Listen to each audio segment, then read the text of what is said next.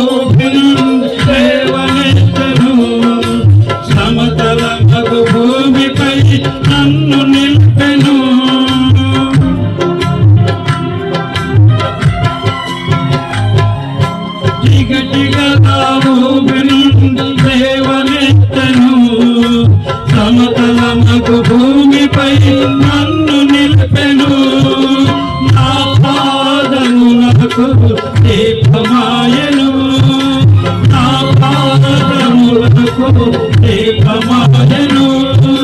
సత్యమైన మార్గములో నడుపుచుండెను, సత్యమైన మార్గములో నడుపుచుండెను. నీ వాక్యమే బ్రతికించెను, బాధలలోనే మదిలించెను. ప్రార్థన చేసుకుందాం ప్రియులారా, ప్రార్థన చేసుకుందాం. దేవుని యొక్క సేవకులు మనం వచ్చి ఉన్నారు. 3వ వర్తమానం వినే ముందు మన హృదయ స్థితిని పరీక్షించుకుందాం, ప్రార్థన చేసుకుందాం.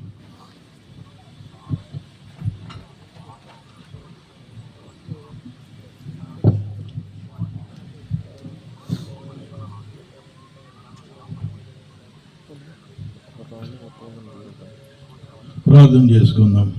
కృప కలిగిన మా తండ్రి, ప్రేమ కలిగిన మా దేవ, పరిశుద్ధుడవు మా ప్రభువా, ఇదిగో నాయన, ఈ ప్రజల పట్ల, ఈ గ్రామం పట్ల, మా పట్ల మీకున్నటువంటి ఉన్నతమైన ప్రేమను బట్టి మీకు వందనాలు మా తండ్రి.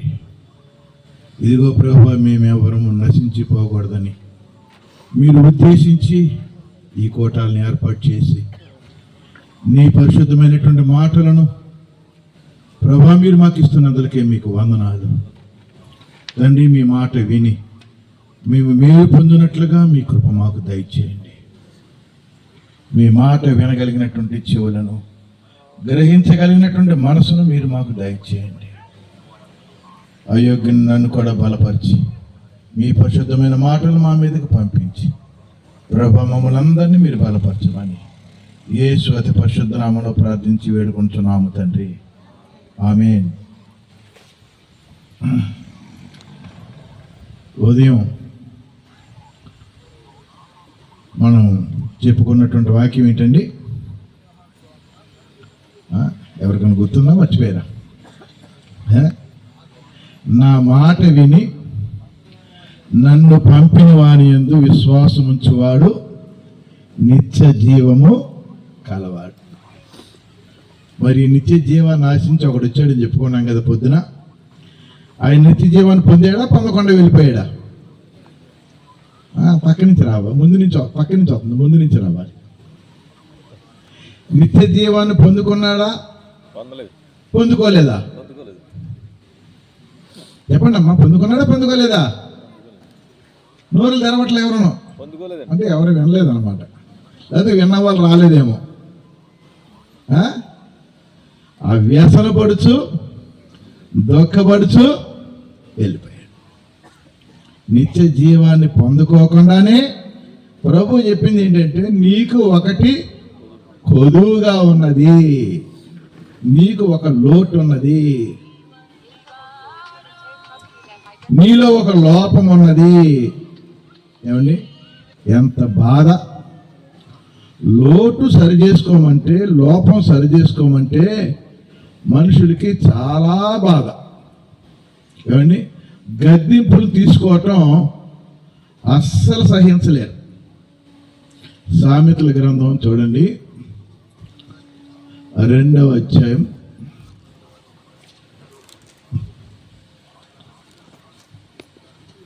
సామెతల గ్రంథము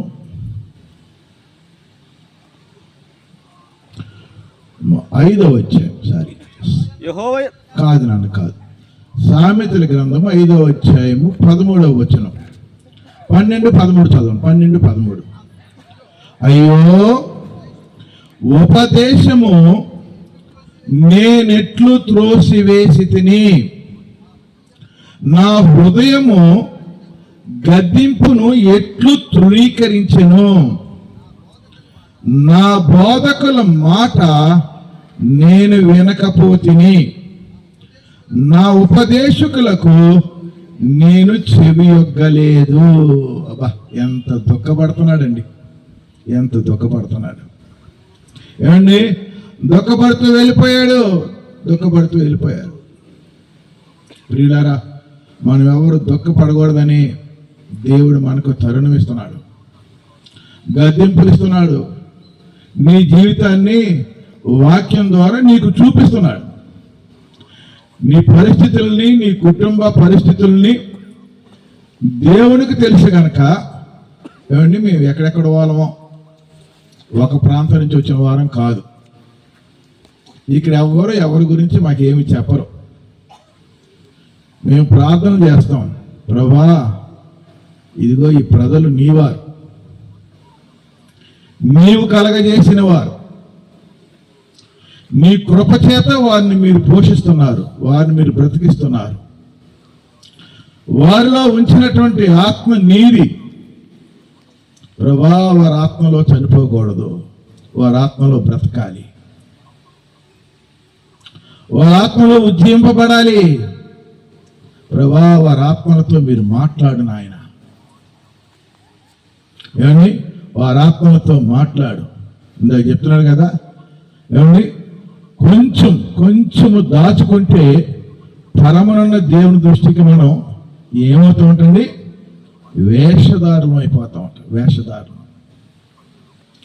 వేషధారణ భక్తి దేవునికి ఇష్టం లేదు. అందుకే ఏమండి, మాటికి దేవుని యొక్క వాక్యం నిన్ను హెచ్చరిస్తూ ఉంది. ఆయన మాటలు నీ దగ్గరికి దేవుడు తీసుకొస్తా ఉన్నాడు. ఆ పూర్వం దినాల్లో మరి క్రీస్తు ప్రభు శరీరధారిగా ఉన్నారు కనుక జక్కయ్య దగ్గరికి వెళ్ళి నిలబడ్డాడు. జక్కయ్య ఆయన ఎదుట నిలబడ్డాడు. ఆయన ముఖకాంతి ఆయన మీద ప్రకాశించబడినప్పుడు ఏమండి, ఆయనలో ఉన్నటువంటి పాపం అంతా బయటకు వచ్చింది. ఇప్పుడు క్రీస్తు ప్రభువుని ఎదుట ముఖాముఖిగా లేడు, వాక్య రూపంలో ఉన్నాడు, ఆత్మ రూపంలో ఉన్నాడు. ఆ ఆత్మ వాక్య రూపంలో నీ ఆత్మతో మాట్లాడుతూ ఉంది. కాబట్టి నీతో మాట్లాడుతున్నటువంటి వాడు క్రీస్తు ప్రభువే, ఆయన మాటలే, ఆయన వాక్యమే నాతో మాట్లాడుతుందని నువ్వు గ్రహించుకోగలిగితే జక్కేలాగా నువ్వు కూడా పశ్చాత్తాపడతావు. అయ్యో ఇది మనుషుల మాటలేమో అని చెప్పేసి త్రోసివేస్తే ఇదిగో దుఃఖపడవలసినటువంటి రోజు ఒకటి ఉంటుంది. అయ్యో ఉపదేశమును నేనెట్లు త్రోసివేసి తిని. ఏమండి, నా మాట విని నన్ను పంపిణీ అని యందు విశ్వాసం ఉంచువాడు నిత్య జీవము పొందును. మరొక మాట చూసుకుందాం చూడండి. యెషయా గ్రంథం 1వ అధ్యాయం 19వ వచనం. యెషయా గ్రంథము, మీరు సమ్మతించి నా మాట వినిన ఎడల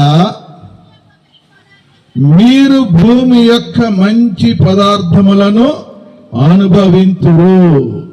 మీరు సమ్మతించి నా మాట వినిన ఎడల. ద్వితీయోపదేశకాండం 28వ అధ్యాయం 1వ వచనం కూడా చూడండి. నీవు నీ దేవుడైన యెహోవా మాట ఎలా వినాలంటండి? శ్రద్ధగా. ఏమండి?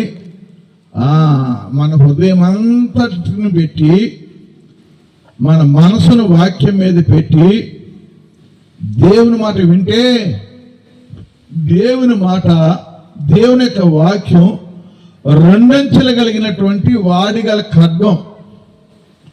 అది నీ హృదయాంతరంగంలోనికి చొచ్చుకొని పోవాలి. నీ హృదయం తెరవబడాలి. తెరవబడటానికి నువ్వు నోరు తెరవాలి. హృదయం తెరవాలంటే ఒకటే సూత్రం. ఏం తెరవాలి? దేనికి నోరు తెరిచేది? తెరతాక. ఏమండి? ప్రార్థనకి. ఏమండి? నువ్వు నోరు తెరవకపోతే నీ హృదయం తెరవబడదు. నీ హృదయం తెరవబడకపోతే దేవుని వాక్యం నీలో ఫలించదు. దేవుని వాక్యం నీలో ఫలించాలంటే నీవు నోరు తెరవాలి. యోనా గ్రంథం చూడండి.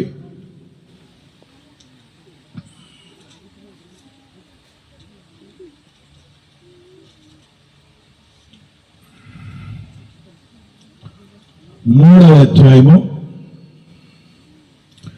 యోనా గ్రంథము 3వ అధ్యాయము 6వ వచనం. ఆ సంగతి నినివే రాజునకు వినబడినప్పుడు అతడు తన సింహాసనము మీద నుండి దిగి తన రాజ వస్త్రములను తీసివేసి గోనె పట్ట కట్టుకుని బూడిదలో కూర్చుండెను. ఎవరండి ఈ పని చేసింది? రాజు. రాజు లాంటి వాడే దేవుని యొక్క వాక్యం, దేవుని యొక్క హెచ్చరిక ఏమండి యోనా ద్వారా వినిపించబడుతున్నప్పుడే ఈ యోనా యొక్క బోధను, యోనా యొక్క గద్దింపును, యోనా యొక్క హెచ్చరికను రాజు తిరస్కరించలేకపోయాడు. యాక్చువల్గా చెప్పాలి అంటే ఇక్కడ యోనా కాలం నాటికి 2వ యెరోబాము పరిపాలన చేస్తున్నాడు ఇశ్రాయేల్ దేశాన్ని. అక్కడ అషూరు దేశాన్ని సన్హెరీబు పరిపాలన చేస్తున్నాడు. ఈ అషూరుకి రాజధాని నినివే. ఈ అషూరు రాజ్యానికి, ఇశ్రాయేల్ రాజ్యానికి బద్ధ శత్రుత్వం ఉంది. ఈ రెండు శత్రు దేశాలు, ఇండియా పాకిస్తాన్ లాగా, లేదా ఇరాను ఇజ్రాయేల్ లాగా. ఏంటి, ఏ ఇజ్రాయేలీడైనా ఇరాన్లో కనబడితే ఇప్పుడు ఊరుకుంటారా? చెప్పండి అమ్మా. ఏ ఇజ్రాయేలీడైనా ఇరాన్లో కనపడితే ఇప్పుడున్న పరిస్థితుల్లో ఎవడైనా ఊరుకుంటాడా? ఎందుకని? శత్రు దేశం వాడు. అందుకే యోనా పారిపోయాడు. ఎక్కడికి వెళ్ళటానికి భయపడి? నినివేకి వెళ్ళటానికి పారిపోవటం గల కారణం ఏంటంటే ఆ రెండు దేశాల మధ్య ఉన్నటువంటి శత్రుత్వమే. ఆ శత్రుత్వాన్ని బట్టి అమ్మో నినివే వెళితే నా బోధ సంగతి తర్వాత, నా హెచ్చరికల సంగతి తర్వాత ముందు ఆ దేశంలోకి వెళ్ళగానే నేను ఇశ్రాయేల్ అనే సంగతి గ్రహించే వాళ్ళను చంపేస్తారు. అందుకని తర్షీషు వెళ్ళి వాడెక్కి పారిపోదామని చూశారు.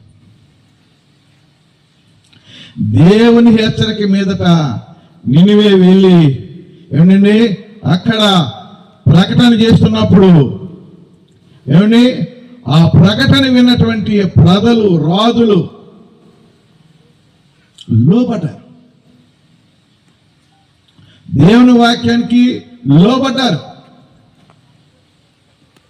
ఆ గద్దెంపునకు లోబడ్డారు. ఆ గద్దెంపునకు లోబడి రాజు ఏం చేస్తున్నాడండి? తన సింహాసనం మీద నుండి దిగాడండి. దిగాలి. నీ గర్వాన్ని విడిచి, నీ అహంకారాన్ని విడిచి, నీ స్వనీతిని విడిచి దిగాలి, తగ్గించుకోవాలి. క్రీస్తు ప్రభు నీకు రావాలి అంటే ఏంటంటే నువ్వు దిగాలి. జక్కయ్య చెట్టు మీద ఉన్నప్పుడు ప్రభు ఏమన్నాడు? త్వరగా దిగు, త్వరగా దిగు. ఏమండి దిగటం అంటే ఏంటంటే నీ హృదయాన్ని తగ్గించుకోవటం, దేవుని వాక్యానికి విధేయులు అవ్వటం. అవును ప్రభువా, ఇది నేనే, ఇది నా స్థితే, నన్ను రక్షించడం కొరకే ఈ వాక్యం నా కొరకు పంపించావు ప్రభువా, నా పరిస్థితి కూడా ఇలాగే ఉంది కదా అని తగ్గించుకొని ప్రార్థన చేయటం. నువ్వు ఎప్పుడైతే నీ హృదయాల్లో నువ్వు తగ్గించుకుంటావో అప్పుడే దేవుడు నీకు సమీపంలోకి ఉంటాడండి. నీవు నలుగురితో ప్రభువు గమనించినప్పుడు, నువ్వు ఒంటరి ప్రార్థనలో ప్రభువును కలుసుకుని, అవును ప్రభువా నేను పాపాత్మురాలను, నేను పాపిని, నేను దొంగను, నేను అబద్ధికును, ఇదిగో ఈ జాగ్రత్త పాపాలు నాలో ఉన్నాయి అని ఇది ఏ వాక్యము, ఏ హెచ్చరిక, ఏ గద్దింపు నిన్ను సూచిస్తుందో దాని ప్రకారం నువ్వు తగ్గించుకున్నప్పుడు అక్కడ ఎవరుంటారంటండి? దేవుడు ఉంటారంట. నేను చెప్తున్న మాట కాదు. యెషయా గ్రంథము 57వ అధ్యాయము 15వ వచనం చూడండి. యెషయా గ్రంథము 57వ అధ్యాయము 15వ వచనం. మహాగణుడును మహోన్నతుడును నిత్య నివాసి అయిన వాడు ఇలాగూ సెలవిచ్చుచున్నాడు, నేను మహోన్నతమైన పరిశుద్ధ స్థలములలో నివసించువాడను. ఏమంటే ఆయన మన దేవుడు పరిశుద్ధుడు.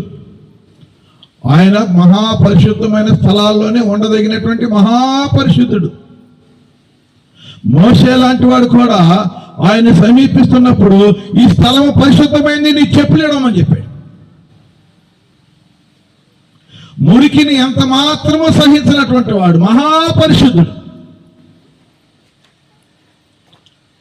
ఆయనను చూసారండి, వినయమ గల వారి ప్రాణమును ఉజ్జీంపచేయుటకును, నలిగిన వారి ప్రాణమును ఉజ్జీంపచేయుటకును, వినయమ గల వారి యొద్దను, దీన మనసు గల వారి యొద్దను నివసించుచున్నాను. అదే ఆయన ఆత్మ. ఆయన నీ దగ్గరికి వచ్చినప్పుడే, విరిగి నలిగిన హృదయంతో నువ్వు ప్రార్థన చేస్తున్నప్పుడే ఆయన నిన్ను ఉజ్జింప చేయటానికి, నలిగిన వారిని, వినయమ గల వారి యొద్ద, దీన మనసు కలిగిన వారి యొద్ద నేను నివసిస్తాను. ఎందుకు? నువ్వు తగ్గించుకున్నావు. నువ్వు దేవుని యొక్క వాక్యానికి లోబడటానికి నీ హృదయాన్ని ఒప్పింపు చేసుకున్నావు. ఏమండి, ఉదయం యవనస్తుల్లాగా త్రోసివేయలా దేవుని యొక్క మాటని. నాకు దేవుని రాజ్యం కావాలంటే పరిగెత్తుకుంటూ వచ్చాడు, కానీ నీకు ఒక లోపం ఉందయ్యా అని చెప్పినప్పుడు ఏమండి ఆ లోపాన్ని సరిదిద్దుకోవటానికి అతని మనసు ఎంత మాత్రం కూడా అంగీకరించలేదు. ఇక్కడ రాజు లాంటి వాడు కూడా శత్రు దేశపు ప్రవక్త వచ్చి బోధిస్తున్నప్పుడు ఆ మాటకు లోబడటాన్ని బట్టి ఏంటండి, ఆ మాటకు లోబడ్డాడు ఈ రాజు. ఆ మాటకు లోబడి ఏం చేశాడు చూడండి, సింహాసనము దిగి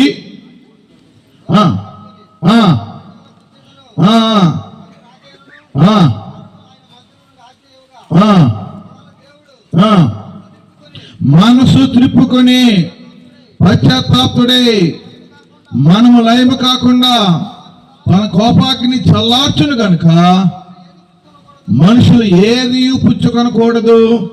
పశువులు గాని, ఎద్దులు గాని, గొర్రెలు గాని మేత మేయకూడదు, నీళ్లు త్రాగకూడదు. మనుషులందరూ తమ దుర్మార్గములను విడిచి మానివేయవలెను. మనుషులేమి, పశువులేమి సమస్తమును గోనె పట్ట కట్టుకొనవలెను. జనులు మనఃపూర్వకముగా దేవునిని వేడుకొనవలెనని దూతలు నినివే పట్టణంలో చాటించి ప్రకటన. ఇప్పుడు యోనా కాదు, రాజే చాటింపు వేస్తున్నాడు దేశం అంతా. దేవుని యొక్క హెచ్చరిక ప్రవక్త ద్వారా అతని చెవిని పడినప్పుడు ఏంటంటే ఆ హెచ్చరిక మొదట 2వ వచనంలో ఉంటుంది. మొదట 2వ వచనంలో నినివే పట్టణస్థుల దోషము నా దృష్టికి ఘోరమాయన గనుక. ఏంటండి, నినివే పట్టణస్థుల దోషం ఉందే అదంట దేవుని దృష్టికి ఘోరంగా ఉంది కదా. ఆయన మహాపరిశుద్ధుడు, పాపులంటే ఆయనకి ఇష్టమే, కానీ పాపం అంటే ఆయనకి ఇష్టం లేదండి. మనుషులు పాపులైనటువంటి మనుషుల్లో ఉన్నటువంటి పాపాన్ని పరిహరించి నీతిమంతులుగా చేయాలని ఆయన యొక్క సంకల్పం. అందుకే ఈ లోకానికి వచ్చాడు, వెదకి రక్షించడం కొరకు, కడిగి నిన్ను పవిత్రపరచడం కొరకు, కడిగి నిన్ను పరిశుద్ధపరచడం కొరకు. ఏమండి, నువ్వు రక్షించబడాలని, నువ్వు మారు మనసు పొంది పరిశుద్ధ జీవితాన్ని జీవించాలని ప్రభు యొక్క సంకల్పం. ఈ నినివే పట్టణాన్ని తలుచుకుంటే దేవుడు నాశనం చేయవచ్చు. సొదొమ గొమొర్రాను నాశనం చేశాడు. ఆదికాండం 6-7 వచనాలు కానీ 6-7 అధ్యాయాలు కనుక చూస్తే అప్పటి కాలంలో ప్రజల యొక్క దోషం, ఆ చెడుతనం భూమి మీద బహు ఘోరంగా కనపడుతుంది, బహు గొప్పదిగా అయిపోయింది. అలాంటి ఘోరమైన దుష్కార్యాలని ప్రభు సహించలేక ఏమండి జలప్రళయం కలగజేశారు. సొదొమ గొమొర్రాల యొక్క దోషం భయంకరమైంది కనుక దాని అగ్ని గంధకాలతో కాల్చేశాడు. నినివే పట్టణం యొక్క దోషం కూడా ఆయన దృష్టికి ఘోరమైంది, కానీ ఏంటండి దీన్ని నశింపు చేయకుండా దానికి ఒక హెచ్చరిక పంపిస్తా ఉన్నాడు.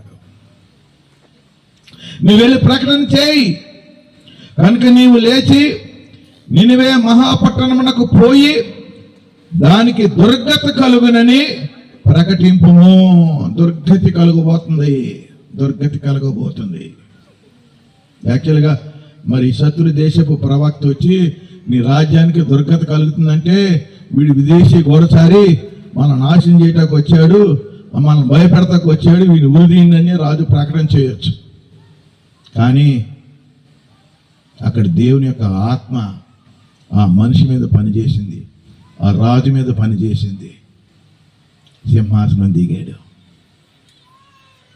సింహాసనం దిగాడు, తాను తగ్గించుకున్నాడు, రాజవస్త్రాలు తీసేశాడు, గోనె పట్ట కట్టుకున్నాడు, బూడిదలో కూర్చున్నాడు. ఆ రోజుల్లో బూడిదలో కూర్చుని మొరపెట్టడం అనేటటువంటిది ఏమండి దేవునికి ఇష్టమైన కార్యం.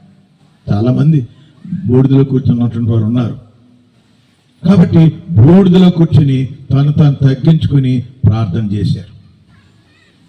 ఏమని ఈ ప్రార్థన దేవుని సన్నిధికి వినబడింది. 10వ వచనం అంటున్నారు చూడండి, ఈ నినివే వారు తమ చెడు నడతలను మానుకొనగా వారు చేయుచున్న క్రియలను దేవుడు చూచి పశ్చాత్తాపుడై వారికి చేదులని తన మాట ఇచ్చిన కీడు చేయక కీడు చేయటం మానేశాడు. అంతేకాదు ఏమండి, వీళ్ళకి ఒక సర్టిఫికేట్ కూడా ఇస్తున్నాడు దేవుడు. ఎలాంటి సర్టిఫికేట్ అంటే 4:11 చూడండి, ఆ సర్టిఫికేట్ ఎలాంటిదో. అయితే 120,000 కంటే ఎక్కువై కుడి ఎడమలు ఎరుగని, ఏంటండి ఎలాంటి జనం అంటే వీళ్ళు కుడి ఎడమలు ఎరగరంట. ఏమండి కుడి ఎడమలు ఎరగరా? ఏమండి మీరు ఎవరనుకో, మీరు కుడి చేయగలిగిన వాళ్ళందరూ కుడి చేయి పైకి ఎత్తండి. కుడి చేయే పైకి ఎత్తాలి. కొంతమంది ఎత్తిన చేతులను చూసుకున్నారు, ఏంటో నాకు అర్థం కాదు. డౌట్ వచ్చిందా? ఏమండి ఇట్లాగే చెప్తుంటే ఒక చిన్న పాప ఉంది, అందరూ చేతులు ఎత్తారు కానీ 2 చేతులు అందరూ చేతులు ఎత్తున్నారు కదా అని తను 2 చేతులు ఎత్తేసింది. 4 సంవత్సరాల పాప. ఏం తెలియదు ఆ పాపకి? కుడేదో ఎడమేదో తెలియదు. పక్కన రక్క కూర్చుంది. ఈ 2 చేతులు ఎత్తుంటే అది ఎడం చేతి దించేస్తుంది. మనం దించుతామంటే మళ్ళీ పైకి ఎత్తుతుంది. ఆమెకేమో ఊహ తెలుసు, చదువుకుంటుంది, స్కూల్కి వెళ్తుంది, కుడేదో ఎడమేదో తెలుసు. కానీ 4 సంవత్సరాల పాపకి ఏం తెలీదు? కుడి తెలీదు, ఎడమ తెలీదు.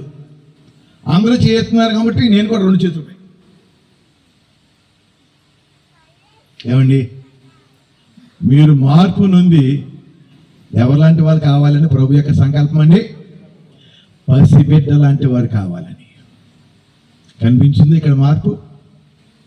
ఏమండి, దేవుని మాటకి లోబడ్డారు, దేవుని మాటకి విధేయులయ్యారు, దేవుడు ఆశించేటటువంటి స్వభావాన్ని స్వతంత్రించుకున్నారు. ఎలాంటి స్వభావం అంటే ప్రభు ఏదైతే మార్పు నుండి పసిబిడ్డల లాంటి చిన్న బిడ్డల లాంటి స్వభావం కలిగినటువంటి వారుగా ఉండాలని కోరుకున్నారో అలాంటి స్వభావాన్ని ఎవరు సాధన చేసుకున్నారండి? నినివే ప్రజలు సాధన చేసుకున్నారు. అలాంటి వారిదే దేవుని యొక్క రాజ్యం. ఇలాంటి వారే నిత్య జీవానికి వారసులు. ఒకప్పుడు దుర్గతి కలగబోతుందన్నంత ఘోరంగా ఉన్నటువంటి పట్టణం దేనికి చోటిచ్చారండి? దేవుని మాటకి చోటిచ్చారు, దేవుని వాక్యానికి చోటిచ్చారు, దేవుని హెచ్చరికకు చోటిచ్చారు, లోబడ్డారు, ఆ నిత్య జీవానికి వారసులయ్యారు. కుడి ఎడమలు ఎరగని జనమును బహు పశువులను గల నినివే మహాపురం విషయములో నేను విచారపడవద్దా అని యోనాతో సెలవిచ్చెను. కాబట్టి దేవుని యొక్క మాట వినుట వలన ఈ నినివే పట్టణస్థులు నిత్య జీవానికి కావలసినటువంటి వారసత్వపు హక్కును సాధకం చేసుకోగలిగారు. మరొక ఉదాహరణ నేను చూపిస్తున్నాను. 2వ సమూయేలు గ్రంథము 12వ అధ్యాయంలో 7వ వచనం గమనించండి. నాతాను దావీదును చూచి, ఆ మనుష్యుడవు నీవే. చాలు. ఆ మనుష్యుడవు నీవే. ఏ మనుష్యుడండి? ఇక్కడ ఒక ఉదాహరణ నాతాను ప్రవక్త దావీదుకి తెలియజేస్తున్నాడు. ఇంకేతనంటే దావీదు కూడా రాజుగా ఉంటున్నటువంటి దినాలవి. ఈ రాజు దావీదుగా ఉంటున్నటువంటి దినాలలో ఒకానొక దినాన దావీదు భక్తుడే, దేవుని యందు భయభక్తులు కలిగిన వాడే, విశ్వాసం కలిగిన వాడే, బాల్యం నుంచి కూడా దేవునికి ఇష్టడే. కానీ ప్రార్థన లేని సమయమున, ఎందుకంటే మన విరోధి అయిన అపవాది అని ఉంది ఒక దేవుని యొక్క వాక్యంలో, పేతురు రాసినటువంటి పత్రికలో. ఎవరండి? మన విరోధి. మన విరోధి దేవునికి విరోధి. దేవునికి విరోధి, దావీదుకు కూడా విరోధే. మన విరోధి అయిన అపవాది గర్జించు సింహము వలె ఎవరిని మృంగుదనా అని వెతుకుచూ తిరుగులాడుచున్నాడు.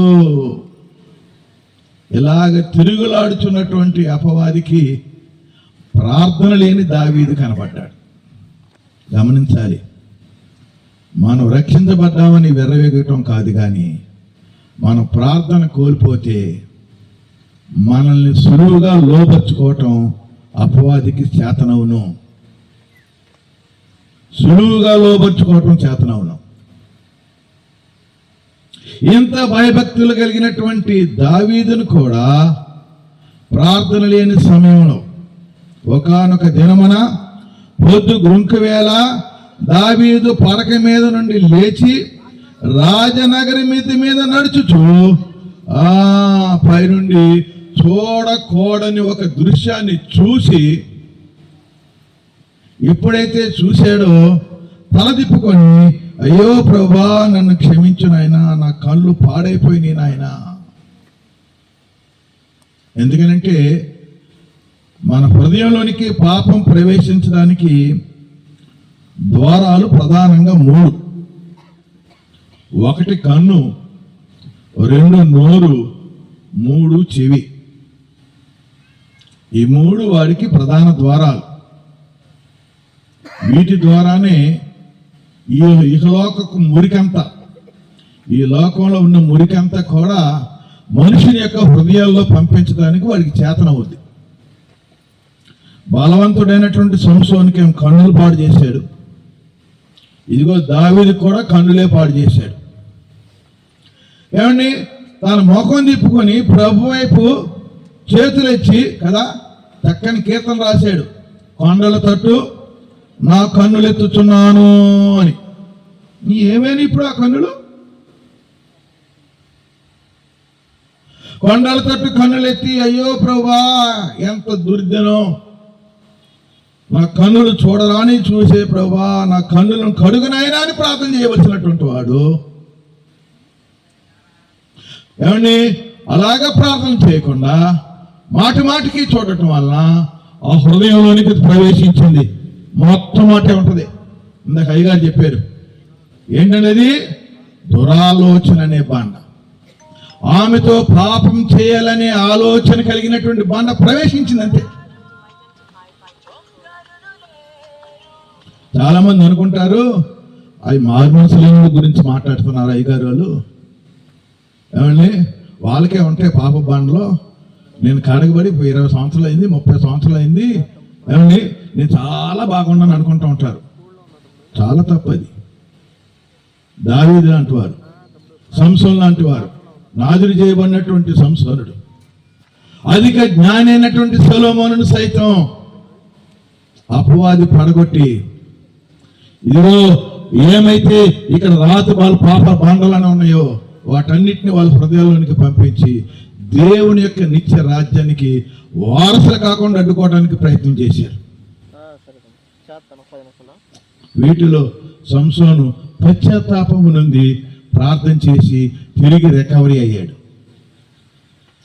దావీదు కూడా ఏంటండి, ఆ మనుషుడు నీవే అని నాతాను చేత హెచ్చరిక పొందినటువంటి వాడిగా ఉన్నటువంటి దావీదు ఆ హెచ్చరికకు లోబడ్డాడు. ఉపమానం చెప్పాడు, కథ చెప్పాడు. ఎందుకని డైరెక్ట్గా చెప్తే రాజులకు కోపం వస్తే భయం. ఎందుకంటే రాజుల చేతిలోనే ఆ రోజుల్లో శాసనం వాళ్ళ చేతుల్లోనే ఉండేది, కార్యనిర్వహణం ఏంటి చంపడం వాళ్ళ చేతుల్లోనే ఉండేది, చట్టం చేయడం కూడా వాళ్ళ చేతుల్లోనే ఉండేది. వాళ్ళ ఆర్డర్ అయితే తల తీసేయమంటే తీసేయడమే, ఇంకెనక ముందు ఆలోచించే పని లేదు. అందుకని జాగ్రత్తగా డీల్ చేశాడు దావీదుని. ఎప్పుడైతే ఆ మాట చెప్పాడో 13వ వచనంలో అంటున్నాడు, నేను పాపము చేసేదని, నేను పాపం చేశాను. ఏమండి, దావీదుకి అర్థమైంది. ఎందుకనంటే బాల్యం నుంచి దేవుని యొక్క ఆత్మ ఏదో, దేవుని యొక్క పరిశుద్ధత ఏదో, దేవుని యొక్క నీతి ఏదో ఎరిగినటువంటి వాడు.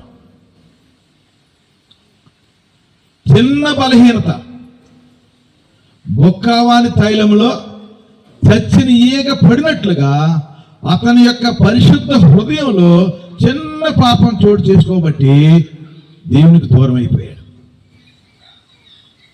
ఏమంటాడండి? 5వ వచనం చివర చూడండి, దావీదు ఈ మాట విని ఆ మనుషుని మీద బహుగా కోపించుకొని, యెహోవా జీవము తోడు నిశ్చయముగా ఈ కార్యము చేసిన వాడు మరణ పాత్రుడు. తనకు తానే తీర్పు తీర్చుకుంటున్నాడు, తనకు తానే తీర్పు తీర్చుకుంటున్నాడు.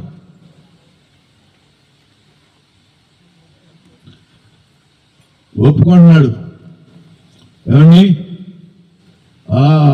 ఎప్పుడైతే నేను పాపం చేశానని దావీదు పశ్చాత్తాపడ్డాడో ఎంత ఏడ్చాడో తెలుసండి. 5వ అధ్యాయం కీర్తన గ్రంథం 5వ అధ్యాయం 6వ వచనం చూడండి. 6వ అధ్యాయం 6వ వచనం.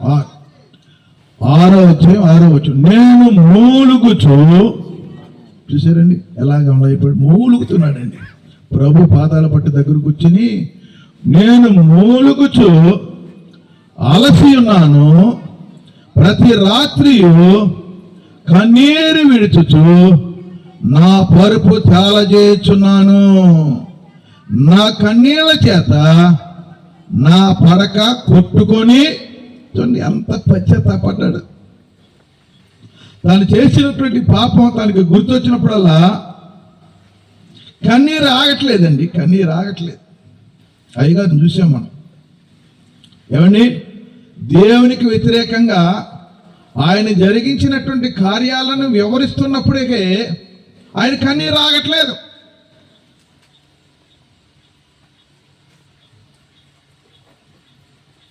అయ్యో నా ప్రభుని నేను ఎంత దుఃఖపెట్టానా. చాలామంది అంటారు, ఏమండి మేము ప్రార్థన చేస్తున్నాం కానివ్వండి, ఒప్పుకుంటున్నాం కానివ్వండి, కన్నీరు రావట్లేదండి అంటారు. ఎందుకు వస్తుంది కన్నీరు? ఏమండి? కొంతమంది ఒప్పుకోమంటే ఒప్పుకోరు, చెప్పుకుంటారు. చెప్పుకోవడానికి ఒప్పుకోవడానికి తేడా ఉంది. చెప్పుకోవటం సులువే, ఒప్పుకోవటమే కష్టం. ఒప్పుకోవటం అంటే ఏంటండి? ఏమండి? అయ్యో పరిశుద్ధుడు దేవా, నేనెంత ఘోర పాపిని కదా, నీ పరిశుద్ధతతో పోలిస్తే నేనెంత దౌర్భాగ్యుడును. ఏమండి? అర్థమవుతుందా? దేవుని ఎదుట నీ స్థితి నీకు అర్థమవుతుందా? జక్కయ్యకి అర్థమైనప్పుడే నోరు తెరిచాడండి. నీకు అర్థం కావట్లేదు కనుక నోరు తెరవలేకపోతున్నావు. దావీదుకి అర్థమైంది. 2వ వచనం అన్నాడు చూడండి, 51:2, నా దోషము పోవునట్లు నన్ను బాగుగా కడుగు నాయన.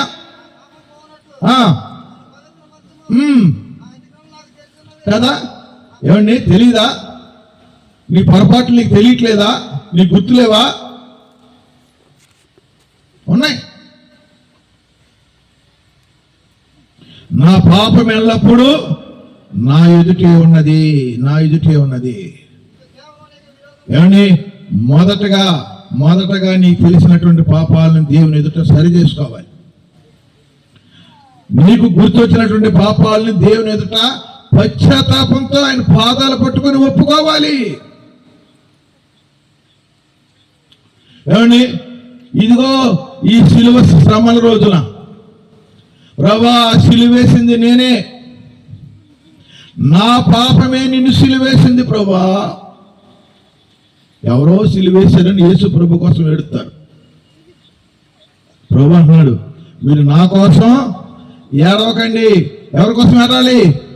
మీకోసము, మీ పిల్లల కోసం ఏడవండి. అయ్యా, నేను ఇలాగ రావాలని, ఇలాగ చేయబడాలని లేఖనాలు నెరవేరబడినట్లుగా నా కార్యం నేను జరిగించుకుంటున్నాను.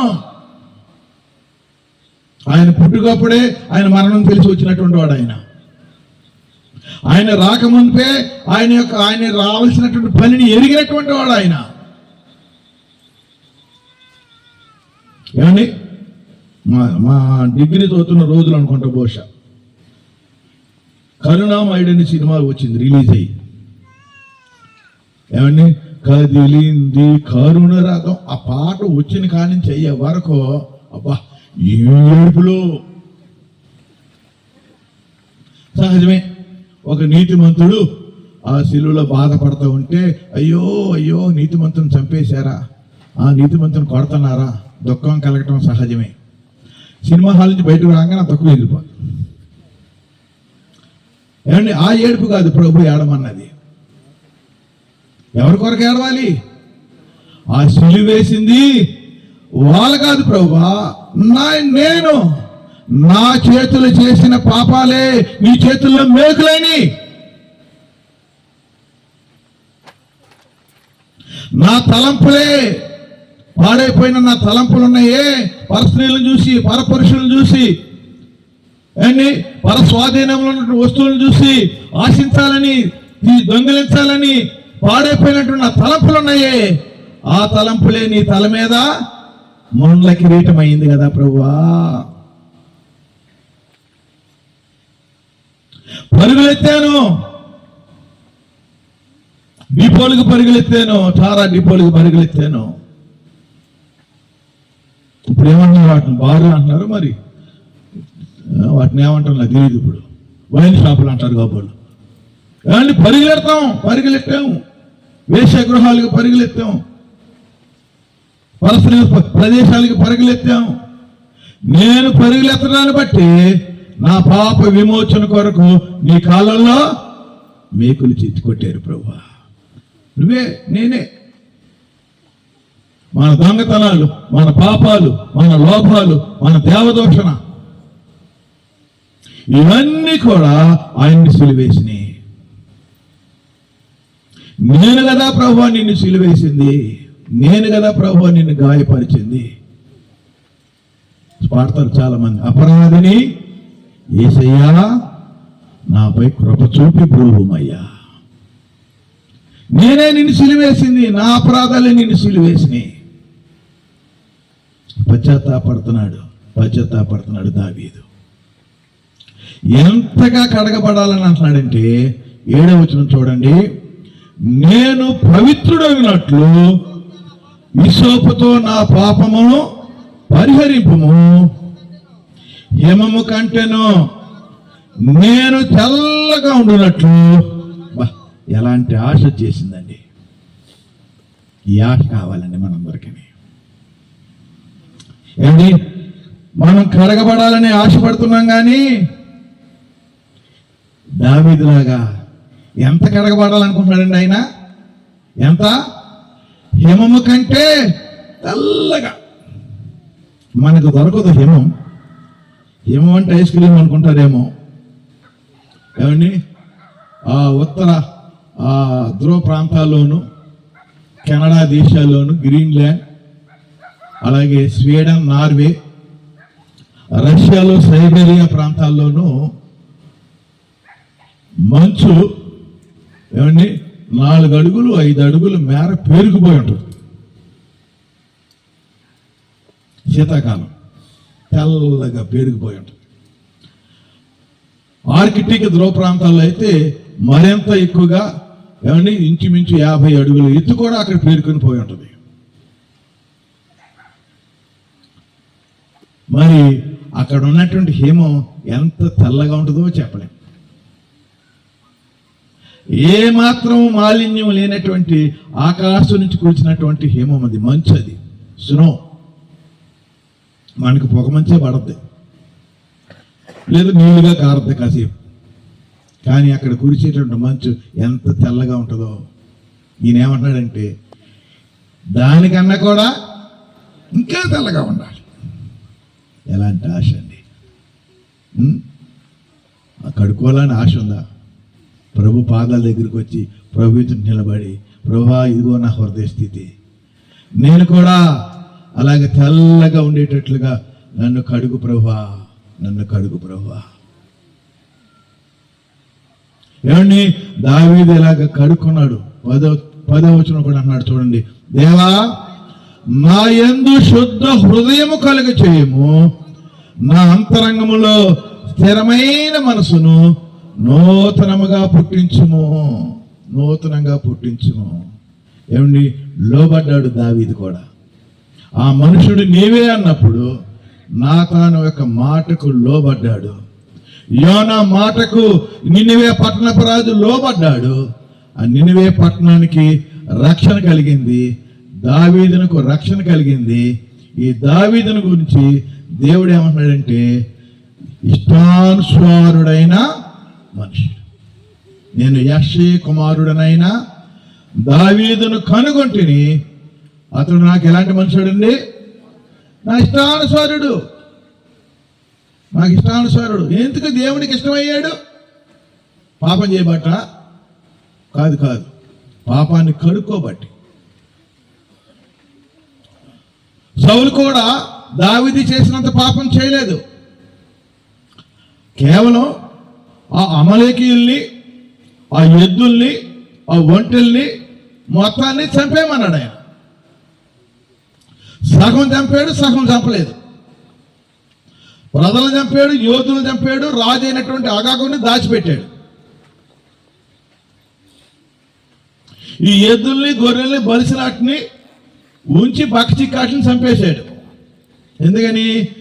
యుద్ధంలో జయమును చూసినటువంటి ఈ సైన్యం అలసిపోయి ఉంటారు, వాటితోటి విందు చేసుకుంటారు అని ఈ జనుల యొక్క, ఈ సైన్యం యొక్క మాట విని సౌలు రాజు లోబడి అలాగే చేశాడు.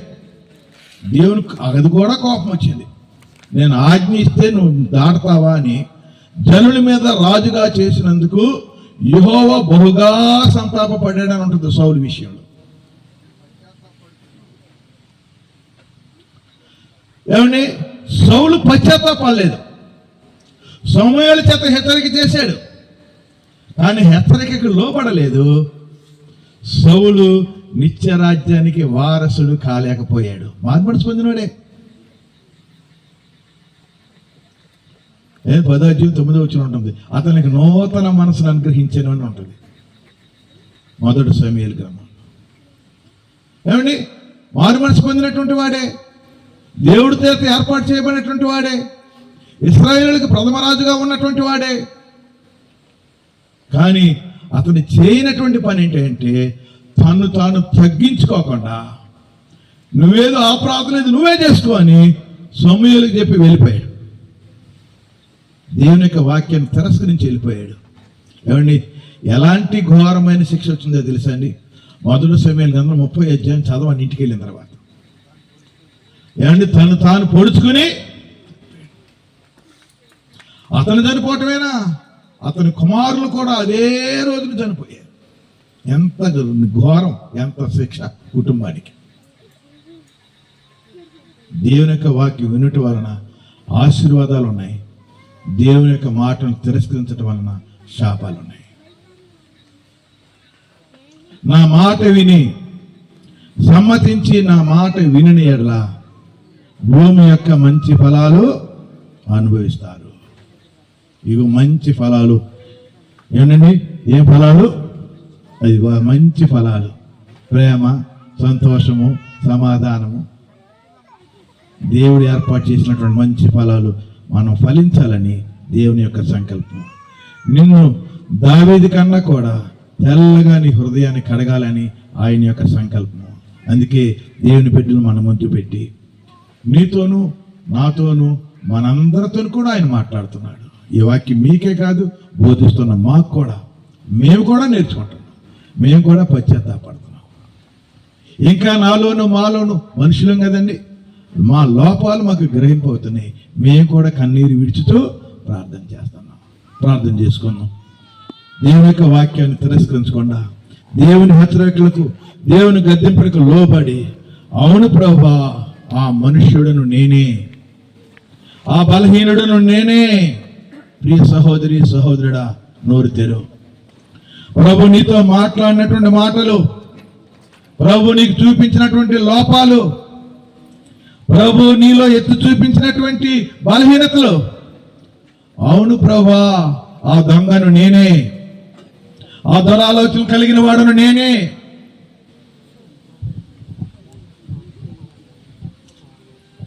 ప్రియులరా, ప్రార్థన చేసుకుందామండి. ప్రార్థన చేసుకుందాం. దేవుని వాక్యం విన్నా, దేవుడు మనల్ని ప్రేమించి, మన గ్రామాన్ని ప్రేమించి, మన ప్రియుల్లో ఇలాగా 3 దినాలు కూటాలు ఏర్పాటు చేసి దూర ప్రాంతాల నుంచి దైవజనం తీసుకుని వచ్చి మన లోపాలు, మన బలహీనతలు, మన ఔదేతలు దేవుని వాక్యం ద్వారా ఎలాగా వారు బోధిస్తూ ఉన్నారు. నోరు తెరవాలమ్మా, నోరు తెరిస్తేనే దేవుడు నోరు నింపుతాడు. మౌనంగా ఉంటే మనం ఇక్కడి నుంచి క్రీస్తుని తీసుకుని వెళ్ళలేము. మనము క్రీస్తు యొక్క ఆ గొప్ప కార్యమును మనం చూడాలి. ఖాళీగా వెళ్ళటానికి వీల్లేదు. ఖాళీగా వచ్చాము, క్రీస్తుని మోసుకుని వెళ్ళాలమ్మా. నోరు తెరవండి, నోరు తెరవాలి. మన యొక్క గృహాల్లో క్రీస్తు ప్రభు ఉండాలి.